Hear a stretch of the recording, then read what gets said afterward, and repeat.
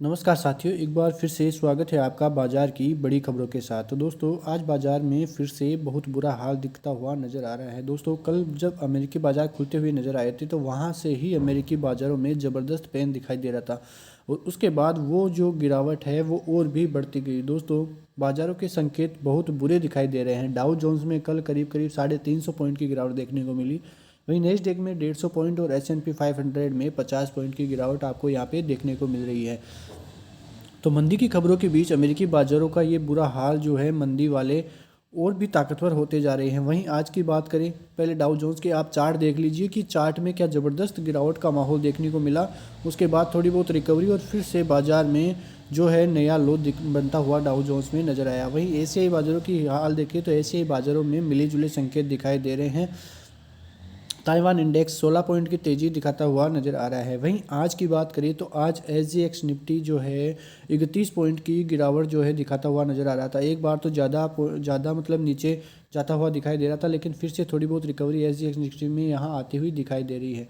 यदि आज की बात करें भारतीय बाज़ारों में क्या हो सकता है, तो भारतीय बाज़ारों में गैप डाउन हो सकता है और अभी थोड़ी देर में हम लेवल बताने वाले हैं। उन लेवलों को छूकर वापस बाजार में फिर से थोड़ी बहुत रिकवरी आती हुई दिखाई दे सकती है। लेकिन ये पेन किस वजह से हो रहा है, ये अब देखने वाली बात रहेगी। दोस्तों, फिर से जो अमेरिकी बाजार है वहाँ पे दरें बढ़ने की आशंका से बाज़ारों में गिरावट का माहौल देखने को मिल रहा है। दोस्तों, ये गिरावट इतनी दरों की वजह से ही क्यों बढ़ रही है, क्योंकि आज जो है जॉब क्लेम का डेटा आएगा अमेरिकी बाज़ारों के लिए, वो इम्पोर्टेंट हो सकता है। क्योंकि यदि जॉब क्लेम के जो डाटा है वो सही नहीं आते हुए दिखाई देते हैं तो फिर से सभी पूरी तरह से जो है मार्केट में मंदी का असर छा जाएगा और फिर फेड रेट ज़्यादा दरों से बढ़ने की फिर आशंका है।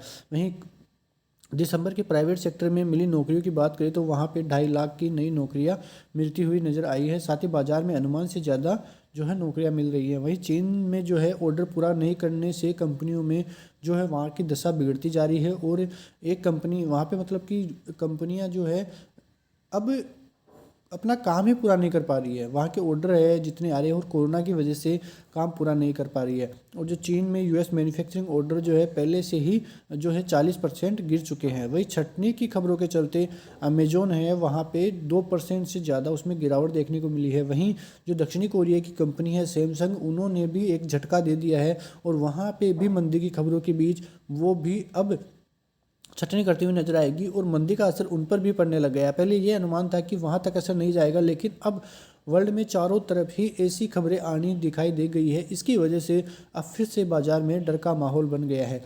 ये खबरें अलग, लेकिन अब आज की निफ्टी बैंक निफ्टी की बात करें तो कल FIIs ने 1449 करोड़ की बिकवाली की। वहीं DIIs भी उनका साथ देते हुए नजर आए हैं। वहीं F&O में 13,044 करोड़ की FIIs में खरीदारी हुई है। तो दोस्तों, ये डराने वाले आंकड़े हैं कि FIIs DIIs अब दोनों ही जो है केस मार्केट में बिकवाली करने लगे। अब आप पुट राइटर्स और कॉल राइटर्स को यहाँ पे 18,000, 18,100, 18,200 पे कॉल राइटर्स और 17,900, 800 और 700 पे पुट राइटर्स को आप यहाँ पे देख सकते हैं। तो 18,000 पे अच्छी खासी पुट राइटिंग यहाँ पे बनी हुई है, जो कि इम्पोर्टेंट है क्योंकि जो निफ्टी का 20 DMA है वो 18,109 पर है। तो वो एक इम्पोर्टेंट पिवोट लेवल हो जाएगा आपके लिए।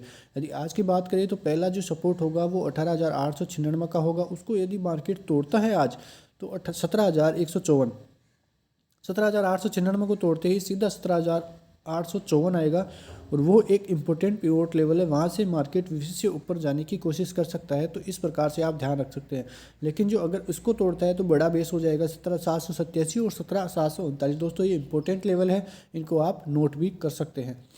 यदि रेजिस्टेंस की बात करें तो 18,031, इसको मार्केट तोड़ देता है ऊपर की तरफ तो फिर 18,077, 18,129 और 18,190 के लिए आपको लेवल आ सकते हैं। दोस्तों, बहुत इंपॉर्टेंट लेवल्स है ये।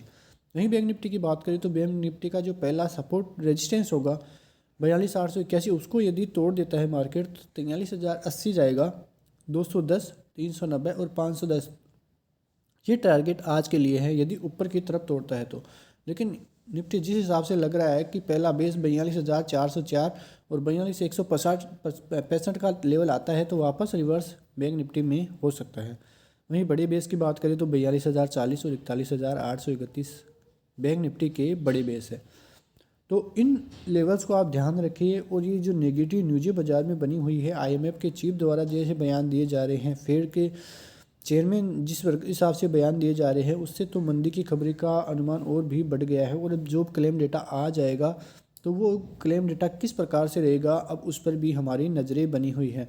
तो हम आपके लिए अपडेट्स वो भी लेकर आएंगे कि किस हिसाब से जो है मार्केट में मंदी की खबरों के चलते कितनी गिरावट बाज़ार में हो सकती है। दोस्तों, यदि आज गिरावट आई तो और भी तेज़ी से गिरावट आ सकती है यदि हमारे अहम लेवल टूटते हुए नज़र आते हैं। तो अब देखने वाली बात होगी कि किस प्रकार से बाज़ार जो है आज रिएक्ट करता हुआ नज़र आने वाला है। तो आप ध्यान रखिए, सतर्क रहिए कि बाज़ार में किस प्रकार से न्यूज़ें बनी हुई हैं। तो यदि वीडियो अच्छा लगा हो तो लाइक, शेयर और सब्सक्राइब कर दीजिए और राय अपनी कमेंट बॉक्स में दीजिए। बहुत बहुत धन्यवाद। जय हिंद, जय भारत।